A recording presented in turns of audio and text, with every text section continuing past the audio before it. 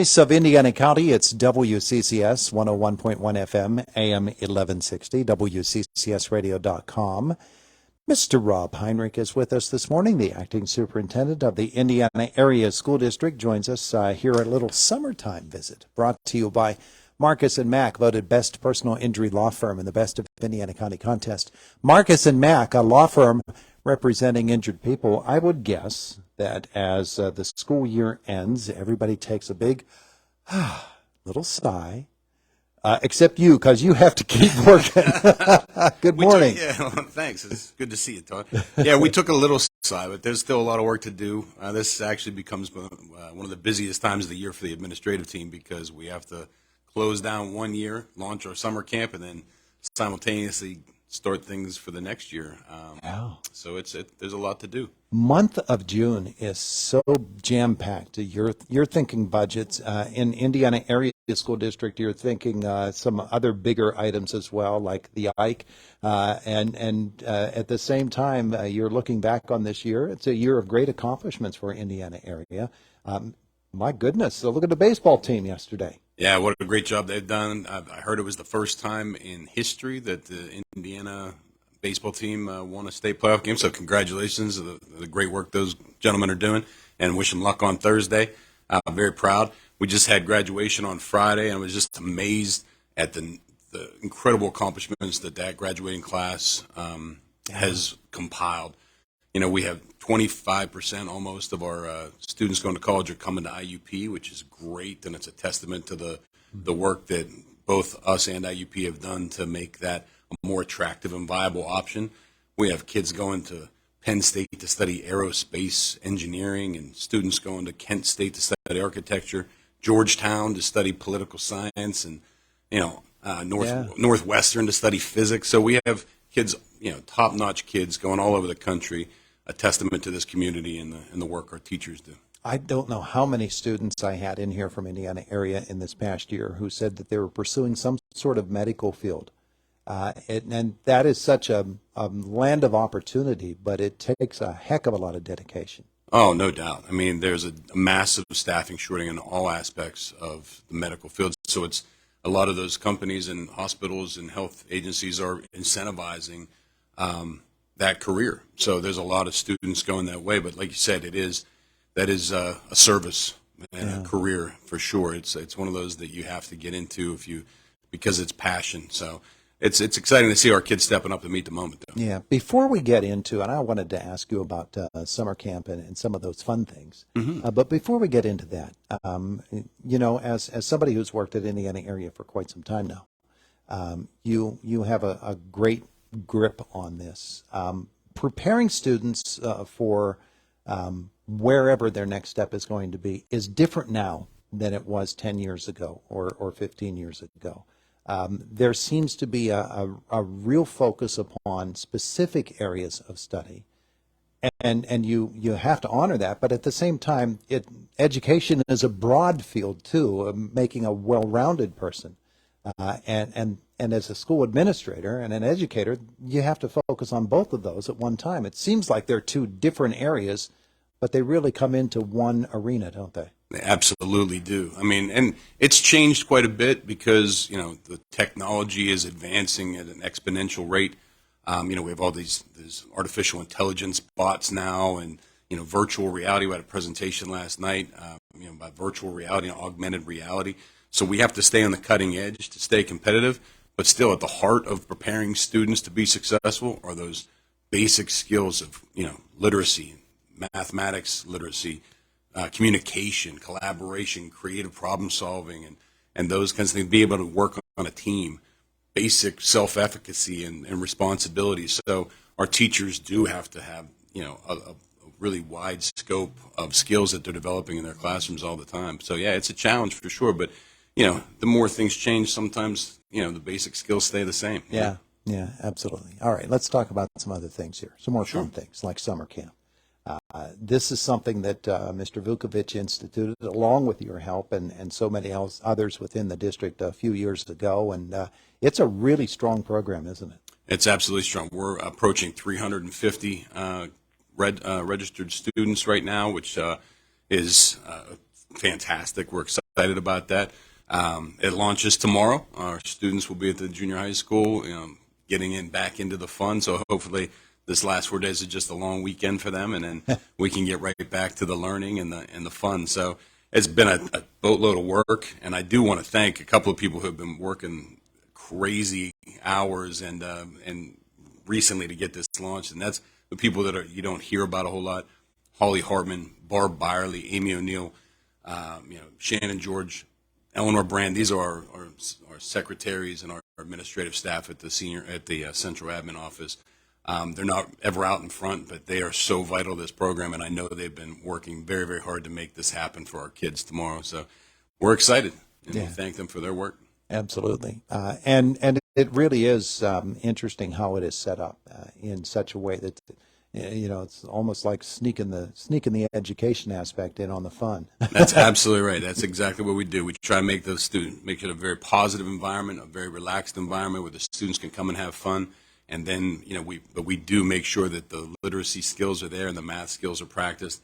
We actually do a pre-test and a post-test on the students, even though they don't really realize what's going on. Mm-hmm. And we measure their growth over the years. So it's kind of like launching a school in the summertime, but like you said, we sneak the education in under the fun. So I don't know that specifically. Well, I think, did camp start before the pandemic? No, the camp actually started. Or was it a reaction to the pandemic? Absolutely, it was. Originally there were some summer activities that the school district did, but they weren't this version of summer camp. So this version of summer camp started as a reaction to the pandemic, because we saw, like last night we talked about the COVID cliff. We saw this drop in statistics in achievement and growth for students right after the pandemic, and we see it here in our district, we see it in the county, we see it in the IU, we see it across the state and the nation.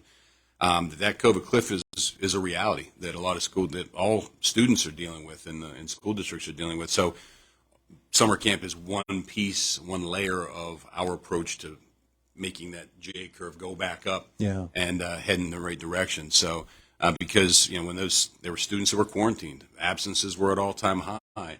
We were shut down for those 3 months and learning remotely, and that has an impact on student learning. It's incredible how much an impact it can have in just a few days out of school.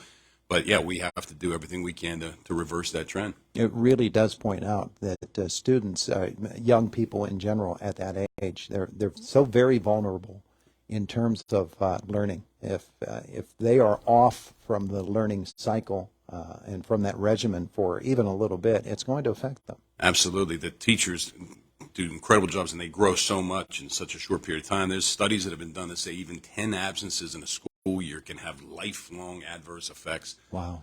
So the pandemic was just brutal on a lot of students' educational outcomes. But we're going to do everything we can to reverse that trend and get them back to where they need to be. It's interesting watching how various school districts across the Commonwealth and the region are addressing that. I think Indiana's approach is really neat with the summer camp. I appreciate that. Experience. That's a really good thing. Of course, summer camp isn't for everybody, and other students have other approaches, and Indiana Area School District has to be aware of those as well and support them in whatever way they can. And for sure, our summer camp is from kindergarten through 8th grade this year. We do have summer enrichment opportunities, credit advancement, or credit recovery for students at the junior and senior high. But we have a wide variety of approaches to helping these students, and every student's different, and we have to customize that education to that student. That's one of the challenges we face all the time across the Commonwealth. Meanwhile, you're getting ready for a new school year starting in the fall, and there's a lot of work to do between now and then. We think of the school buildings as being empty little quiet places right now, but they're not quiet at all. There's a lot to do. The budget is one thing that has to be handled, and you're working on that, working on curriculum advancement, all of those different things. You said it's a busy month. Give us an idea. What are some of the things that you know must be handled here in the month of June? Well, like you said, we're going to approve our budget at the last meeting of June 26th, I believe, is our board meeting when the budget will be passed. And there's a lot of things that go into that process. We're working on the Ike project, as you know. We're trying to rebuild Eisenhower and get that across the finish line, and that's a lot of work. Last night at the academic committee meeting, we talked about adopting 2 new curriculums to beef up our reading skills and our writing skills, along with changes to our business education program to make that a little bit more responsive to the needs of the 21st century, the students' needs of the 21st century.